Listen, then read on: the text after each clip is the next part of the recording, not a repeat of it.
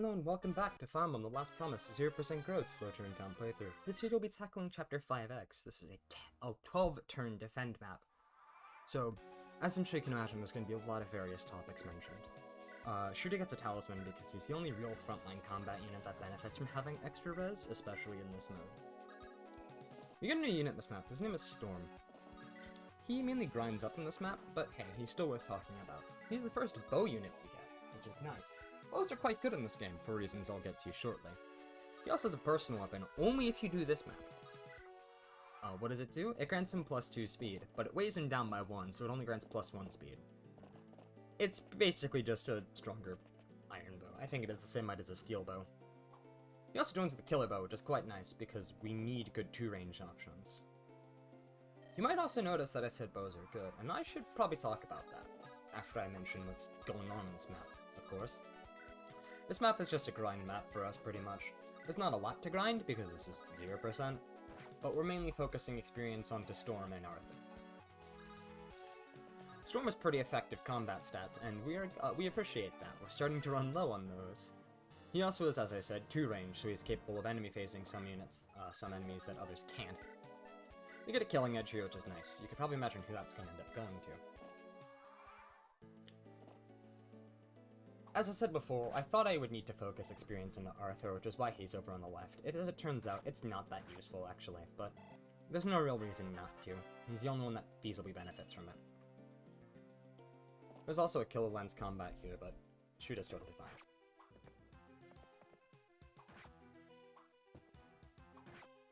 To explain the one thing that I haven't really talked about, weapon balance. This game actually has a lot of interesting weapons in it.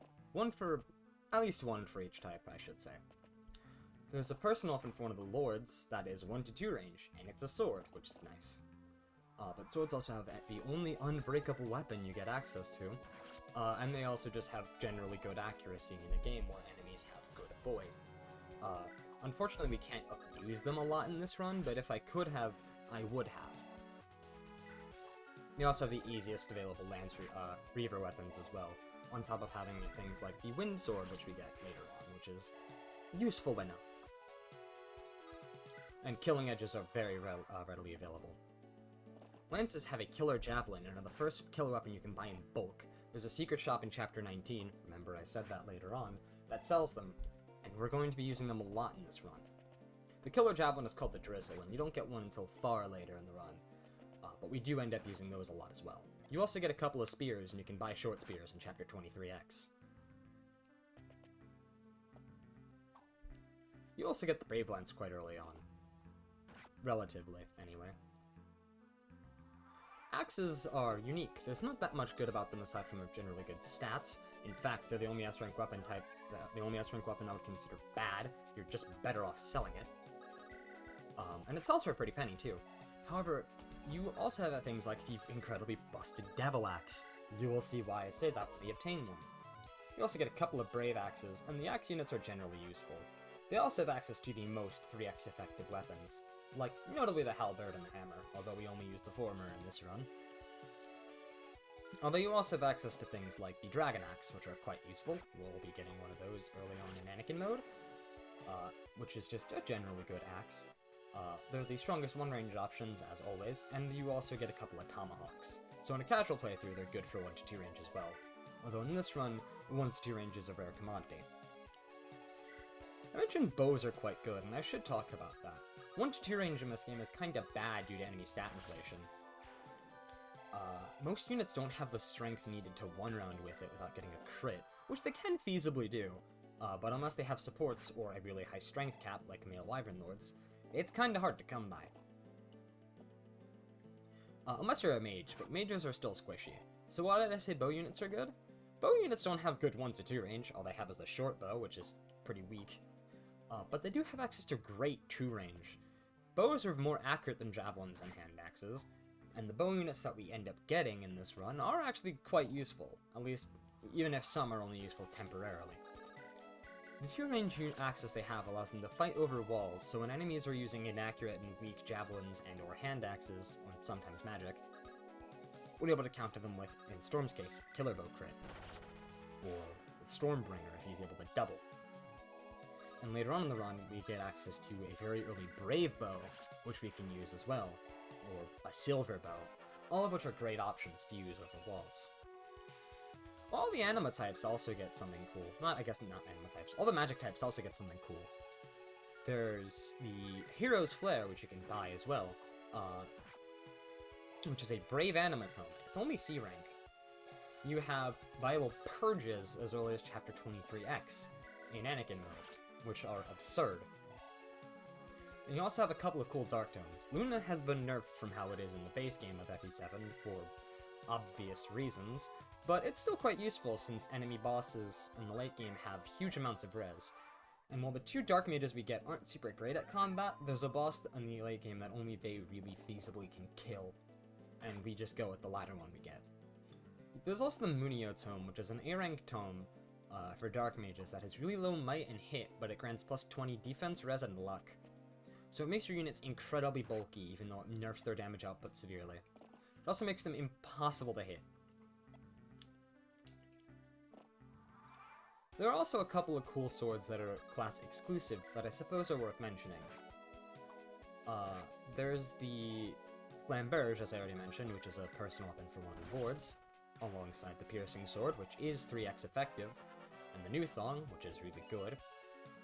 But there's also the Onigiri, which is a sword locked to the Swordmaster lines and one of the other lords, because of course. That is a Luna sword. Hell, there's also the Lord's other late game sword, the Ectaris, I can mention that now, it's Kelek's late game personal weapon, is so strong in terms of the stats it gives, that he is able to still one-round some weaker promoted enemies in the penultimate chapter. Sylvan's, the weapon that we're going out of the way to do things with Sean for, is also quite good. While Sean isn't quite capable of one-rounding enemies with it, with good accuracy at least, he is capable of dealing significant damage to enemies, often only being 2 or 3 HP off of one-rounding, especially with the energy ring that he's going to later be getting. Unfortunately, he doesn't have an opportunity to do a lot with it, because we get other units around them that are really good, but it is still nice to mention. Swords also have the earliest Brave weapon you get access to. I lied earlier when I said that was the Lance. You get it off of Leopold, though, so some players might not know that.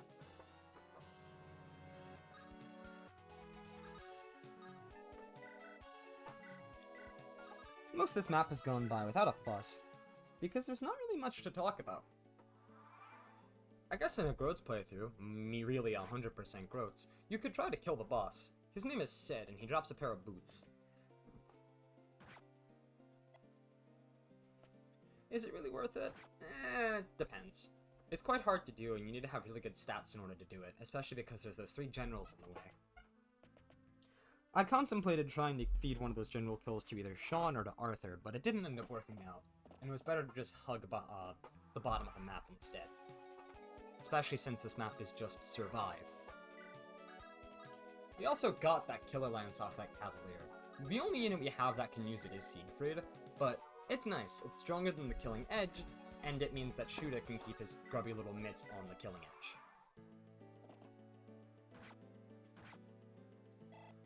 Arthur is actually quite set here.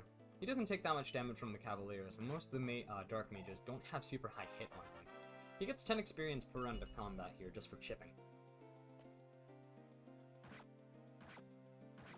Although this does nearly break his light tome, we do end up having to buy him another one, even though it doesn't really end up mattering.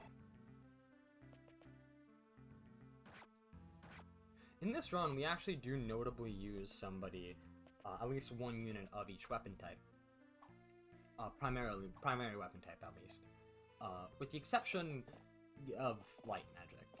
Technically it's on our Dancer, but at that point in the game, past a certain point in the game, hell, even in the first chapter he's available, his combat immediately stops being super helpful. And we mainly use the dark magic user that we get for staffing. He does occasionally use a dark tome.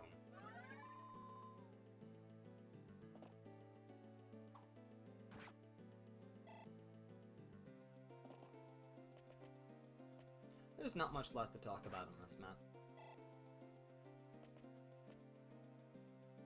I don't even remember if the arena in this map actually properly functions, but Blazer left it mostly untouched.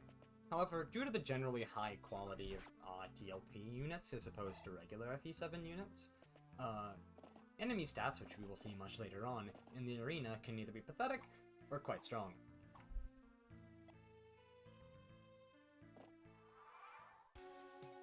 Yeah, most of this map is just trying to figure out how to get experience in Arthur and Storm most effectively.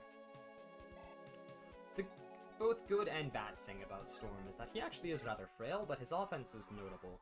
So there's a couple of times later on where his offense is able to be used, but he has to keep his frailty in mind. However, there's also some times where it's a benefit, where he's able to distract enemy fire.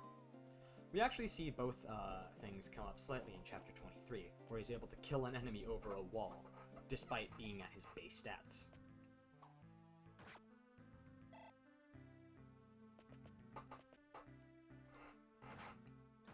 The reason I put so much experience into him, by the way, is because I wasn't sure if I would need him to promote and have 8 move.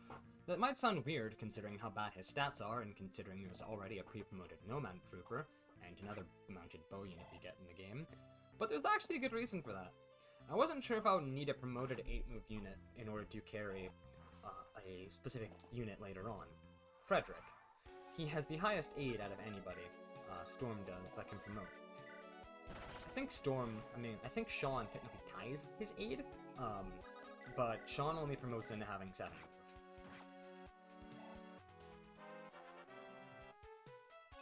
In the end, it wasn't that needed, it wasn't necessary, even though he actually does hit level 10. And I kept an Orion's bolt all game when I could have just sold it immediately. But it is possible. In a casual playthrough, Storm is okay. If you pump a lot of experience into him in Siegfried mode, he'll return with competent stats in Anakin mode, although he does return quite late. He's not that bad of a unit, but he's not that great either. If he existed for more time in Anakin mode, he actually would be quite useful, but as it stands, he's quite useful in Siegfried mode simply for having good 2 range and a killer bow.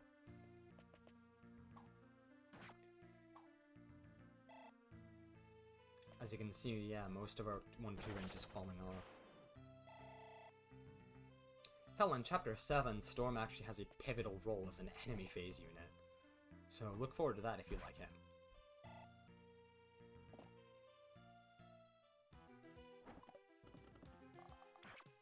I accidentally brushed the animation key when I was playing through this, so that was a mistake.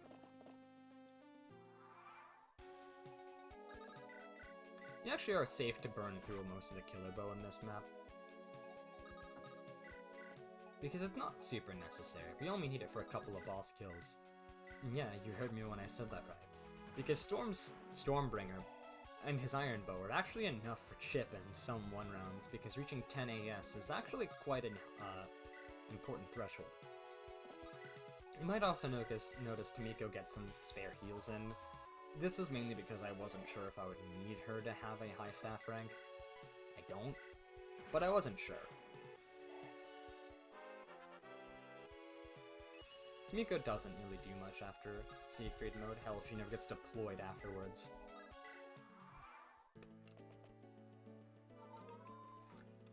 Thank you for watching, and I'll see you next time after the enemy phase clears out.